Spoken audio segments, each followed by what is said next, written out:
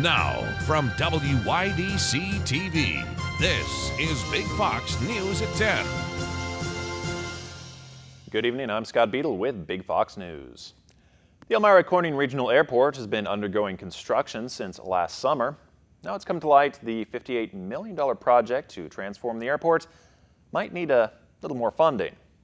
Last night, the Chemung County Board voted in favor of issuing bonds to increase funds for the project.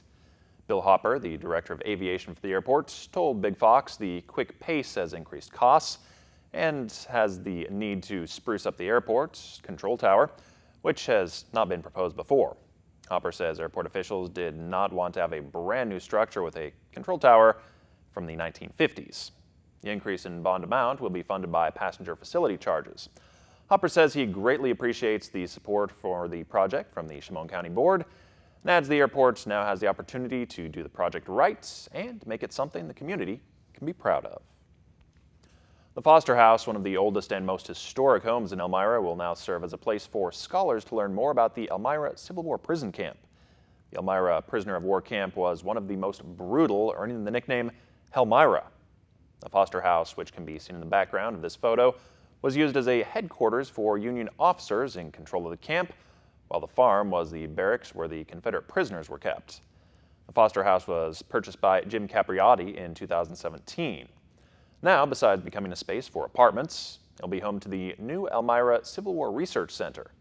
The Research Center will serve as a library to Civil War scholars, housing all of the archives, artifacts, and primary documents collected over the years. So Marty, Chalk, and I have known each other for a long time, and several years ago they started the barracks restoration project, and I was an admirer, not a participant in it so much. But when I acquired this property last April, I found out the historical significance, that it was seen in many Civil War photos of the era, and that I found out that the Union officers who oversaw the camp actually stayed in this building. So I invited Marty here to look at the building, and then we ended up, it led to a partnership where one of the apartments here will now become a reference library for the Civil War Museum. It'll be open for scholars all the time, I believe. I mean, there are Civil War authors who travel the country and write on the Civil War, and the room we're staying in right now will be actually a room for them to stay in, complimentary if they're coming here to write on the Civil War. The Foster House is also believed to have been a stop on the Underground Railroad. In celebration of the announcement, the Friends of the Elmira Civil War Prison Camp will be hosting a large party this Saturday. That will start at 6 o'clock with some Texas barbecue in that large backyard of the Foster House. Last week, Deputy County Executive Mike Newsom announced he would no longer be running as a Republican in the race for Chemung County Executive. Cruzen, I should say, has decided to seek the Independence Party endorsement. Cruzen was on Frankly Speaking this morning, explaining that choice. Gave a great deal of thought to it. At first I would suggest this is probably not as dramatic as a Yankee fan becoming a Red Sox fan, but it's more an acknowledgement that there's more than one team in New York State, and there's more than certainly one team when it comes to running for office. And I've been in and around politics, if you would, for 30 years, and understand that it's really all about consensus building.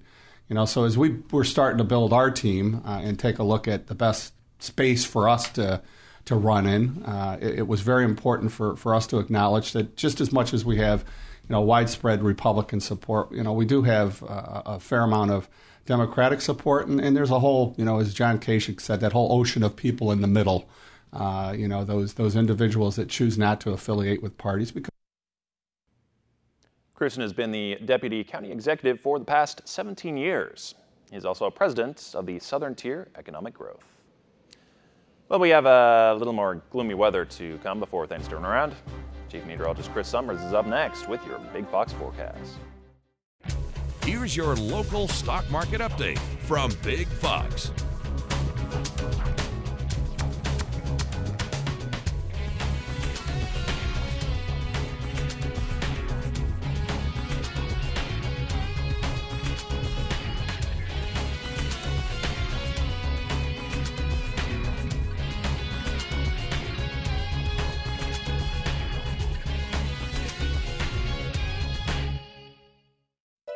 Now, your Twin Tiers forecast from Big Fox. And welcome back, everyone. Seeing some very pleasant temperatures in the forecast the next several days. Temperatures in the 60s across much of the Twin Tiers. Still be a little on the cooler side, cloudy with some sunshine developing in the afternoon hours of your Wednesday. Clouds and sunshine for your Thursday. A little bit warmer with more clouds in the forecast as we head into your Friday. So showers you saw around earlier today have now made their way up to the north and to the east. Behind that, then a little bit cooler weather moving back into the area, at least for one day, with temperatures into the 60s for our Wednesday. 65 degrees the high by Wednesday afternoon. 78 degrees, a little bit warmer for Thursday, Friday. It could be close to 80 as we end the work week. Another chance of rain arrives over the weekend. Scattered showers and thunderstorms in the forecast by Saturday. Highs in the mid-70s, and we'll keep the 70s in the forecast when sunshine returning early next week. All right, thank you, Chris.